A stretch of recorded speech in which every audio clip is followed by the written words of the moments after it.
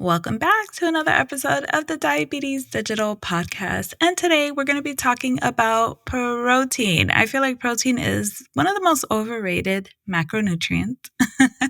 It definitely gets a lot more love than, let's say, carbohydrate or fiber, but it is important. And so today I want to talk about how much protein you really need and when you should eat it.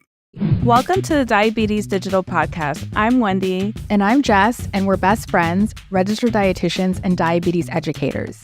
Through our telehealth platform, diabetesdigital.co, we offer accessible and personalized virtual nutrition counseling for people with diabetes and prediabetes. Visit diabetesdigital.co, that's C-O, to book your first appointment. We accept insurance and offer affordable self-pay options. Now, let's get into today's episode. And so hopping right in, the general recommendations are going to be about 20 to 30 grams of protein per meal. If you are very active or you are in midlife, I would recommend going for 100 grams a day. Most of the women that we work with at Diabetes Digital, I will say that they feel better aiming for around 100 grams a day. It might sound like a lot, but when you divide it up between meals and snacks, it's very, very doable. It's important to spread it out. A lot of people end up stacking it mostly at dinner time, and your body can only use so much at once. So you really want to aim to include protein at each meal, your breakfast, your lunch, your dinner, any snacks that you're having in between. And this is going to help with blood sugar regulation. It's going to help with satiety because protein is going to keep you full for a lot longer.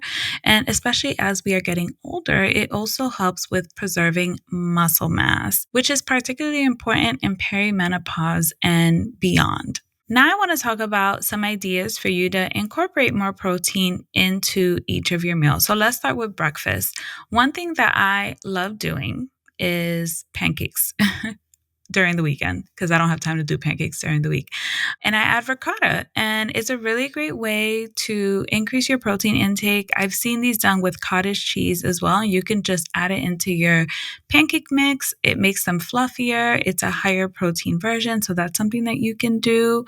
Eggs are going to be the MVP when it comes to protein-rich breakfast. I eat eggs literally like every single day, and I love them because they're so convenient and quick to do. It sucks that the price has gone up as much as it has, but yeah, I feel like eggs are just one of those go-to like high-protein breakfast sources. If you're gonna have oats or any kind of low-sugar cereal, I do recommend adding in Greek yogurt, chia seeds, nuts, just for additional protein and fiber to help balance it out.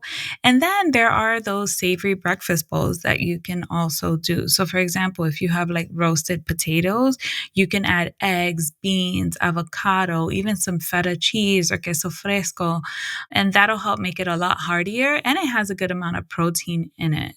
Nut butters are also an excellent way to add additional protein. So if you're going to have toast, you can add peanut butter on top. You can add peanut butter also to your smoothies for an additional protein boost. Now, when it comes to lunch and dinner, your legumes are going to be a great source, especially if you're trying to eat more plants. So think your lentils, your chickpeas, your hummus. Those are all things that you can add into your meals. That for the hummus, like you can add that into your sandwich, for example, instead of mayo for an additional boost of protein. If you're making soup, a great way to add more protein to your soups, in addition to adding things like ground turkey or chicken, is to add blended beans, and it helps with the consistency. It makes it a little thicker, and it'll give you a boost of protein. Also, a fun thing that you can do is for your salads, you can make a yogurt dressing. I find that Greek yogurt is really, really good for using in dressings because it's thick. It has like a little bit of a sour taste. And when you blend it with herbs like cilantro or basil, add some garlic in there, it makes for a really tasty dressing. So that's something else that you can do too. With your snacks, some ways to increase the protein intake is going to be trail mix. That's pretty easy because you literally just buy it at the supermarket. Trader Joe's has really great trail mixes. If you have the time, you can make your trail mix at home, but ain't nothing wrong with buying it at the supermarket. Also, roasted chickpeas are a really fun option, which you can even do in the air fryer. They're crunchy, they're portable, they're flavorful. So that's a really cute way to up that protein intake. intake. Protein popsicles are also really fun, especially for the summertime. So if you blend Greek yogurt with fruit and you can add a little bit of honey, you can freeze them in molds, and that can be a great snack to cool down and also get some protein in. I hope these ideas were helpful. And if you need support with planning out your protein intake, you can work with one of our dietitians. Most of our patients pay $0 out of pocket with insurance. Visit diabetesdigital.co/quiz to get started, and I'll see you next time. Bye. Thanks for joining us for today's episode. If you're interested in nutrition counseling with one of our expert dietitians to help improve your prediabetes or diabetes, visit us at diabetesdigital.co. Also, if you found our conversation helpful, do us a favor and rate and review this podcast on iTunes, plus share with someone who might find this helpful. You can also connect with us on Instagram at diabetesdigital.co. And tune in every Wednesday for practical, inclusive, and culturally humble diabetes insights. We'll catch you later. Bye.